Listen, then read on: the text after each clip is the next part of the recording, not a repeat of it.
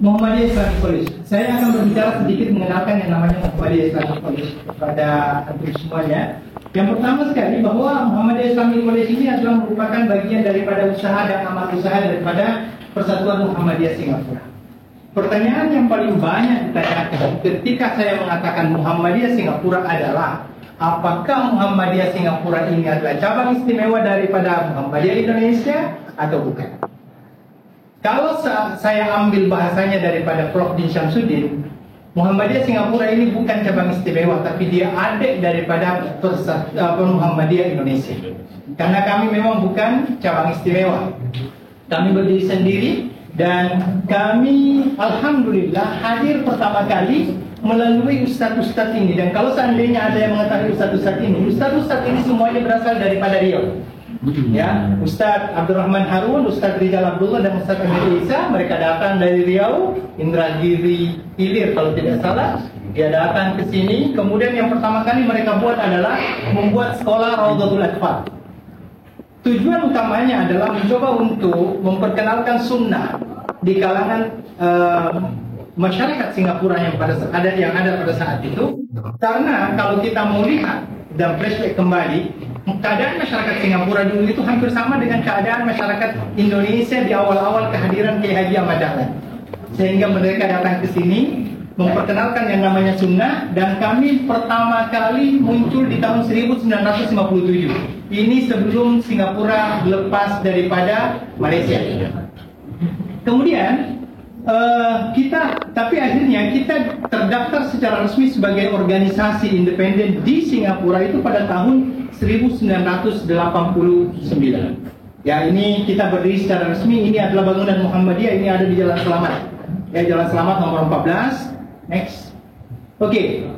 Apa yang kita lakukan? Hampir sama dengan di Indonesia. Kita bergerak di 3 cabang, yaitu pertama dakwah, kemudian kebajikan, dengan sosial. Welfare itu sosial dan education. Di dakwah kita ada citizen development, free religious classes, interfaith dialect, dan social issues.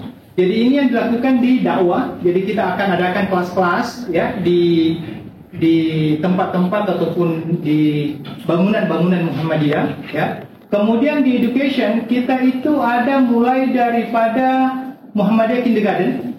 Muhammadiyah Kindergarten ini TK, taman kanak-kanak. Kemudian kita ada Madrasah Al-Arabiyah Islamiyah setingkat SMP dan SMA ya. Kemudian kita ada Muhammadiyah Islamic College ya, yang ada sekarang ini, yaitu tingkatan daripada S1, diploma dan S1. Dan ada juga satu lembaga di sini namanya KABA. KABA ini kelas asas bimbingan agama. Kelas asas bimbingan agama ini adalah kelas yang dikhususkan untuk anak-anak yang tidak mendapatkan pendidikan agama di sekolah-sekolah umum. Karena kita itu adalah negara sekuler. Negara sekuler tidak mengajarkan yang namanya pendidikan agama di dalam sekolah. Maka pendidikan agama mereka ambil di masjid-masjid. Dan semua masjid di Singapura diharapkan mempunyai kelas ujung minggu namanya weekend madrasas. Weekend madrasas ini dia akan memakai kurikulum. Ada namanya kurikulum Alive, Learning Islamic Values Every Day. Ini Alive, ini diajarkan sampai umur 20 tahun. Setelah umur 20 tahun dia akan berganti kurikulum bernama Adil. Adil itu Adult Islamic Learning. Ini sampai umur 25 tahun. Jadi alhamdulillah di Singapura ini semuanya diinginkan agar mendapatkan pendidikan agama, walaupun pendidikan agamanya itu di kelas ujung minggu. Karena yang mengikuti kelas-kelas di sekolah-sekolah umum dia tidak mendapatkan pendidikan agama di sekolah-sekolah. Ya, dan mereka mendapatkannya di kelas di Muhammadiyah sendiri, ada namanya kelas namanya KABA, kelas asas bimbingan agama. Kemudian untuk sosial kita mempunyai yang pertama Muhammadiyah Welfare Home.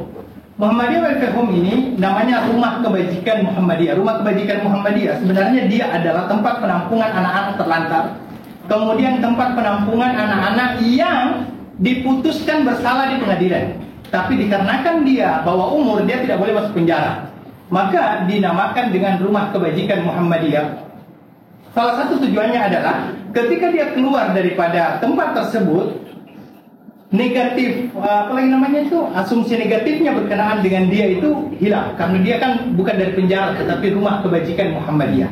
Dan di situ kalau kita lihat, anak-anak yang terlantar banyak, ya, dan itu semuanya dibiayai oleh negara, ya, melalui Muhammadiyah. Muhammadiyah, alhamdulillah, termasuk salah satu yang dipercaya oleh pemerintah Singapura untuk mengatur ini dan akhirnya mendirikan sebuah tempat yang dinamakan dengan Muhammadiyah Welfare Home.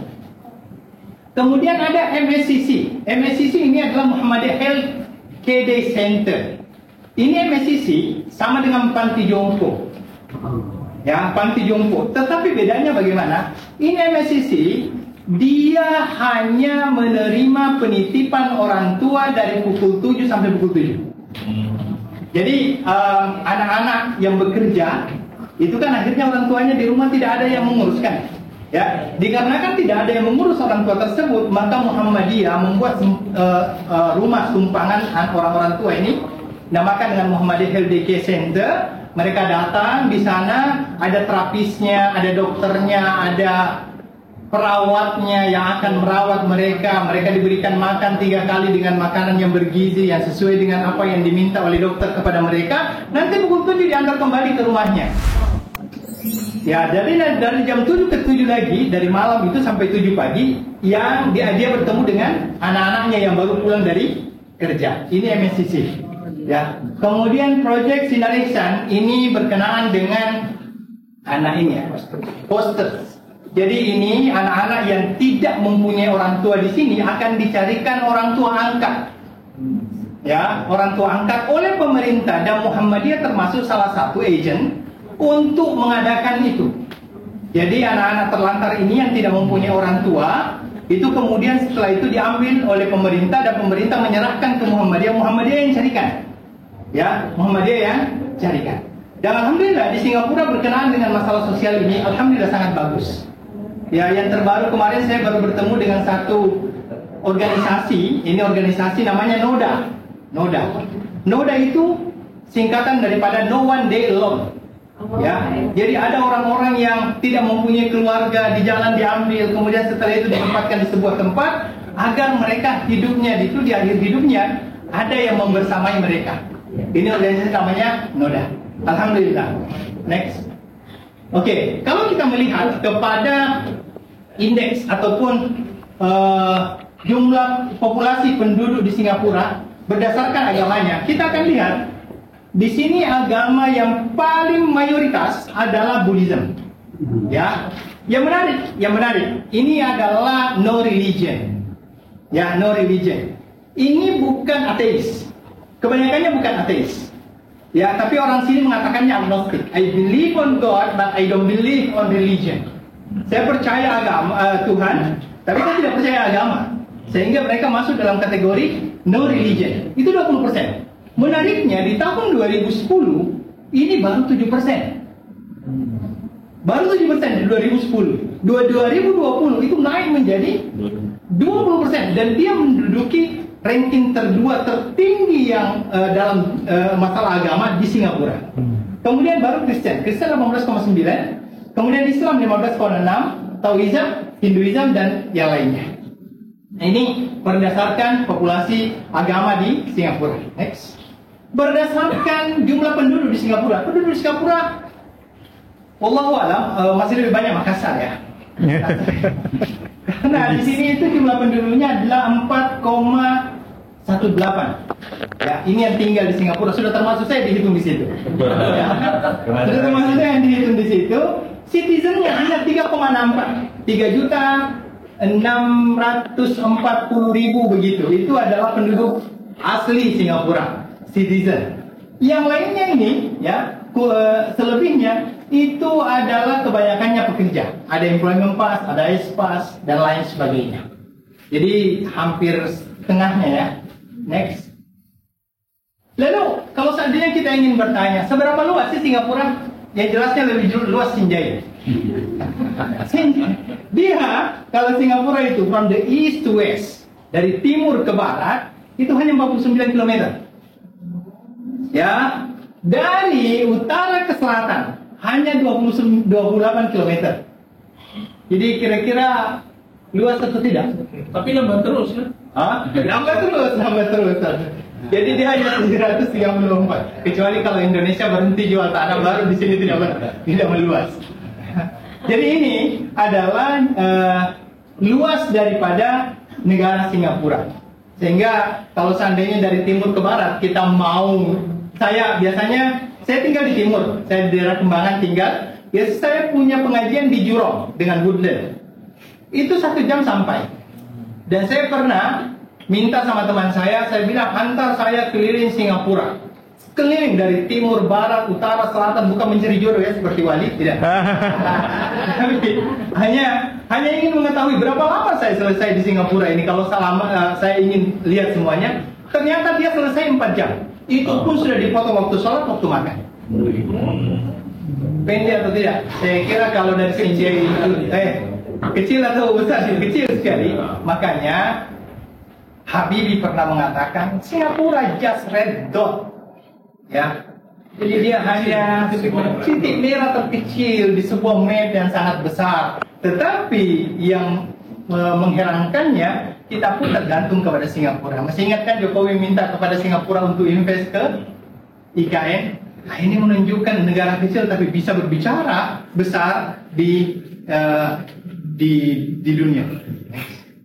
Oke, berkenaan dengan agama di Singapura ya, Islam khususnya, yang perlu saya sampaikan pertama kali adalah kita adalah negara sekuler.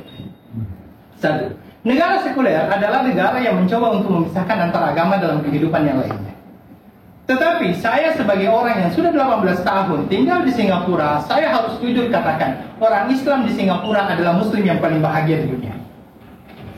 Ini adalah penilaian jujur saya sebagai seorang yang tinggal di Singapura 18 tahun. I'm not Singaporean. Ya, saya orang Indonesia tinggal di sini 18 tahun. Dan saya akan katakan, dengan jujur saya katakan, bahwasanya Muslim di Singapura adalah Muslim yang paling bahagia. Kenapa saya katakan demikian? Masya Allah, di Singapura ini, walaupun kita adalah minoritas, kita mempunyai mufti. Yang mana fatwanya mufti itu berbentuk produk undang-undang yang wajib dilaksanakan oleh semua Muslim yang ada di Singapura. Kita mempunyai mahkamah syariah. Kita punya mahkamah syariah yang menguruskan berkenaan dengan permasalahan-permasalahan yang didapatkan oleh orang Islam di dalam kehidupan mereka di Singapura ini. Ya, kita mempunyai mahkamah syariah. Kita mempunyai menteri khusus, namanya menteri khusus. Menteri yang bertanggung jawab terhadap hal ihwal masyarakat Islam Singapura. Bukan menteri agama. Kalau menteri agama kan membawahi seluruh agama. Ini menteri yang bertanggung jawab terhadap hal ihwal masyarakat Islam di Singapura. Dr. Faisal ya. Dr. Faisal. Panjang bahasa Melayunya, tapi kalau di Inggris kan pendek. Muslim Affairs Minister. Minister of Muslim Affairs. Jadi ini adalah hal yang luar biasa sebenarnya kalau saya lihat di Singapura. Dan kita di sini tidak juga dilarang untuk memakai baju, jubah apa semuanya. Mohon maaf saya katakan, saya berjubah di Singapura. Biasanya saya merasa lebih aman dibandingkan berjubah di Indonesia. Karena kalau saya berjubah di Indonesia, masuk mall, saya dicurigai teroris. Apalagi dengan jenggot seperti ini. Ya, tetapi ketika saya berjalan di sini, saya berjalan di mana saja dan tidak ada orang yang mencurigai saya. Alhamdulillah. Ya, ini hal yang luar biasa yang saya dapatkan selama 18 tahun di Singapura. Kemudian kita populasi Muslim di Singapura itu sekitar 920.000, ya. Kemudian ada 72 masjid di seluruh dan merata Singapura. Walaupun masjid di sini juga dia ada waktu bukanya, buka selepas fajar sampai jam 10 malam, setelah itu tutup.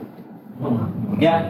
Dan yang menariknya, pegawai-pegawai yang bekerja di masjid itu dibayar berdasarkan UMR Singapura. Ya, sehingga pemerintah MUIS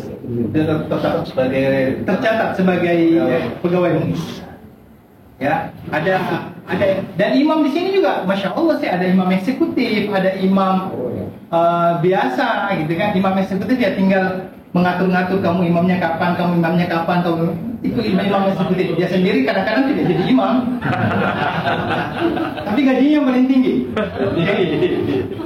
Oke, ada satu isu yang kadang-kadang menjadi sebuah permasalahan di kita di Indonesia. Azan di Singapura tidak keluar. Saya katakan betul, kecuali satu masjid. Masjid apa? Masjid Sultan. Masjid Sultan boleh keluar suara azan, tapi masjid yang lainnya tidak boleh keluar suara azan. Tetapi ini adalah sesuatu keadilan, karena agama lain juga tidak boleh keluar. Ya, bukan hanya kita yang tidak boleh keluar, yang lainnya juga tidak boleh keluar. Ya, dan mohon maaf, saya biasa sholat fajar di sini ya, fajar subuh, sholat subuh di sini. Terkadang walaupun tidak ada suara azan, tetapi yang sholat sampai 3 saf, 4 saf, dan ini adalah hal yang luar biasa sebenarnya. Next, ini nggak usah. Next, oke. Lalu saya akan memperkenalkan sedikit tentang MIC. MIC Muhammadiyah Islamic College ini pertama kali berdiri pada tahun 2000. 2000 ini kita bekerja sama pertama kali dengan Muhammadiyah Sumatera Barat. Jadi di sini ada seorang yang bernama Pak Ramlis Baim Pahlawan Kayu. Saya kira yang orang-orang lama di Muhammadiyah pasti kenal beliau, ya, karena pernah menjadi pimpinan wilayah daerah Muhammadiyah di Sumatera Barat. Dialah yang datang ke sini mencoba untuk membuka yang namanya kerjasama khususnya di dalam pendidikan tinggi di Singapura dan bernama Muhammadiyah Singapura. Awalnya Muhammadiyah Islamic College ini tidak bernama Muhammadiyah Islamic College, tapi Akademi Dakwah Muhammadiyah. Akademi Dakwah Muhammadiyah kami kerjasama dengan UIN Imam Bonjol waktu itu. Nanti setelah itu UIN berubah nama menjadi IAIN berubah nama menjadi UIN. Kita juga berubah nama menjadi KIM dulu oleh Islam Muhammadiyah. Setelah itu pemerintah Singapura mewajibkan kita memakai bahasa Inggris, sehingga kita berubah menjadi Muhammadiyah Islamic College. Ya. Nah ini kalau seandainya kita mau masuk di sini nih di Muhammadiyah Islamic College, yang bisa membaca, ya, yang bisa membaca itu bisa langsung membaca Al-Quran ya, bisa langsung masuk ke sertifikat. Yang tidak bisa membaca, dia harus melalui namanya bridging program selama 3 bulan untuk belajar alif ba ta ta semuanya itu, baru boleh belajar. Ya, ada sertifikat 6 modul, higher certificate 4 modul, jadi 10 modul. Ada diploma, advanced diploma, kemudian ada degree, ada postgraduate. Ya, next.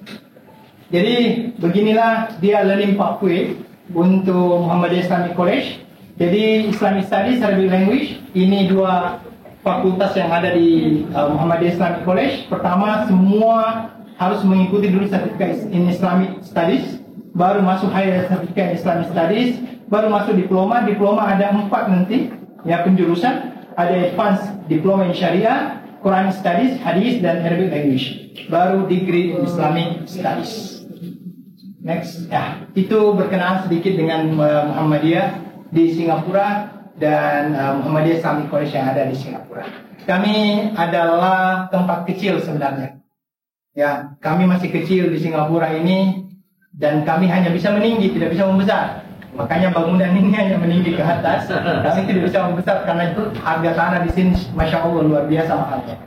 Syukran jazakumullahu khairan. Kalau seandainya ada pertanyaan silakan. Silakan, Bro.